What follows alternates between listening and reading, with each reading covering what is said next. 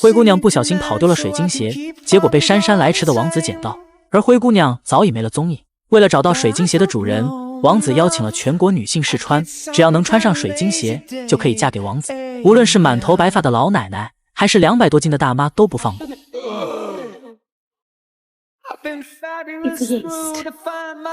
全城的女性都绞尽脑汁，有的在脚上抹油，有的拼命硬塞，结果却没有一人能穿上水晶鞋。而此时，水晶鞋的主人已经被软禁起来，她就是灰姑娘。灰姑娘原本有着幸福美满的家庭，可就在她7岁时，母亲因病去世，身为商人的父亲将她一手带大。长大之后，家中迎来了不速之客，父亲给她找来一个继母，还有继母的2个女儿。为了父亲的幸福，灰姑娘很淡然地接受。直到有一天，父亲要出一趟远门，灰姑娘含着泪送走了他，可她却不知道，这将成为她与父亲见的最后一面。父亲离开后，继母好像变了一个人，变得尖酸刻薄。她把灰姑娘赶到残破的木屋，还把灰姑娘的房间给了2个女儿居住。为了家庭和睦，灰姑娘选择了忍让。她在破木屋中认识了几只老鼠兄弟，生性善良的灰姑娘会陪他们玩耍，还经常把食物分享给他们。可灰姑娘的忍让却没有换来继母的善待，不仅把她当佣人使唤，还经常让她吃剩饭剩菜，每天都要遭受2个姐姐的辱骂，做得不好就要体罚。灰姑娘的生活彻底陷入黑暗，她多么希望父亲能早点回来，可等到的却是父亲的死讯。第二天，心情压抑的灰姑娘骑上马，希望借此忘记丧父的痛苦。结果半路上遇见了一只逃亡的驯鹿，原来是有人正在打猎。灰姑娘找到这群人的头领，恳求他放过可怜的驯鹿。可她不知道的是，眼前这个英俊的男人就是王子。男人被她的美丽和善良吸引，短暂的交谈后，2人都有些心动。第二天，王子对全国宣布，他要举办一场舞会，并邀请全国的未婚少女参加，而且会在舞会上挑选一位新娘。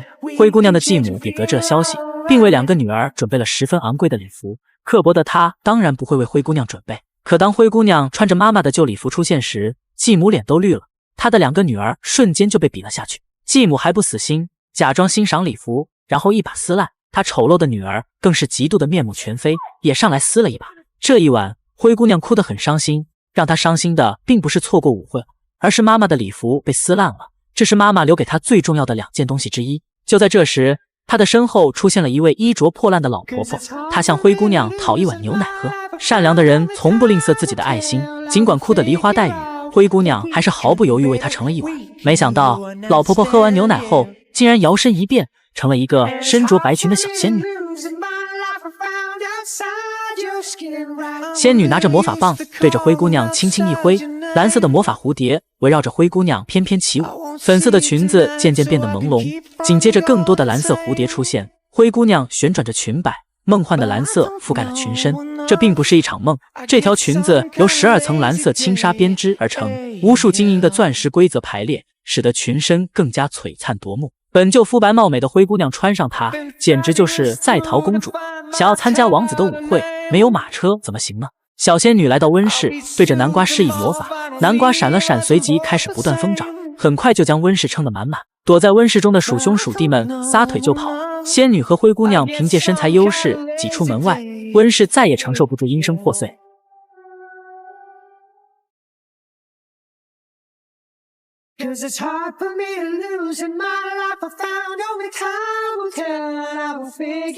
很快，一架金光闪闪的马车出现了，可有了马车却没有马。只见小仙女再次施法，4只小老鼠蹦蹦跳跳的变成了白龙马，骏马也有了，现在还需要一个马夫。于是，小仙女盯上了一旁的大白鹅。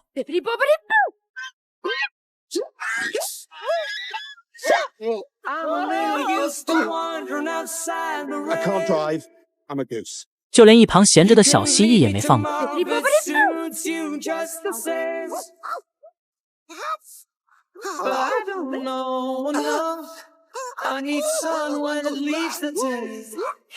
摇身一变，成了灰姑娘的忠诚侍从。经过仙女的一番筹划，参加舞会的队伍十分豪华。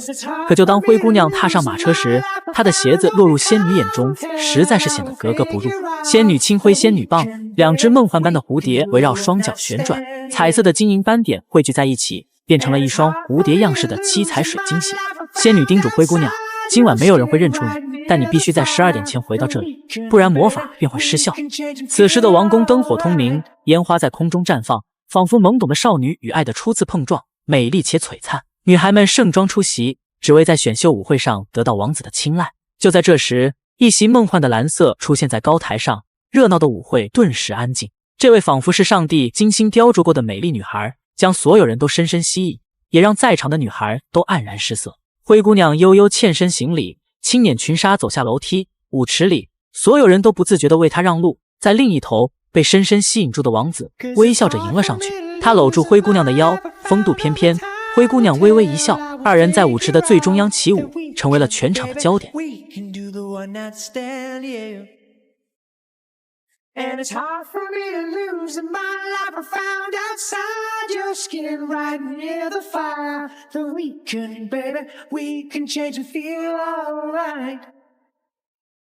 Cause it's hard for me to lose in my life. I found only time will tell, and I will figure out that we can, baby, we can do the one night stand, yeah.灰姑娘并不知道王子的身份，那天树林里的短暂相见，二人早已将彼此烙印在脑海中，挥之不去。王子之所以召开这一次全民舞会，就是为了在舞会中找到那位让自己念念不忘的美丽女孩。王子邀请灰姑娘来到一处秘密花园，邀请灰姑娘坐在秋千上，此刻宁静而美好。随着秋千轻轻摆动，灰姑娘仿佛忘记了以往悲痛的经历。王子半跪在灰姑娘身前，他不想像上次那样错过灰姑娘。I do. I think everything might be different. I don't understand. Can you at least tell me your name? My name is... 就在这时，一阵沉闷的钟声敲响，马上要12点了。灰姑娘头也不回地离开，接着一路狂奔，水晶鞋都跑掉了一只。眼看王子就要追来，她只好舍弃这只鞋子，坐上了马车，恋恋不舍地离开了这里。随着时间越来越近，魔法的力量渐渐消散，仆人的蜥蜴尾巴露了出来，白马也长出了大耳朵，马夫的脚蹼随之撑开，马车开始不断颠簸，藤蔓做成的车轮开始变形，两只小老鼠无助地挂在上面。随着最后一只白马变回原样，马车彻底支撑不住。I'm a little used to wandering outside the rain.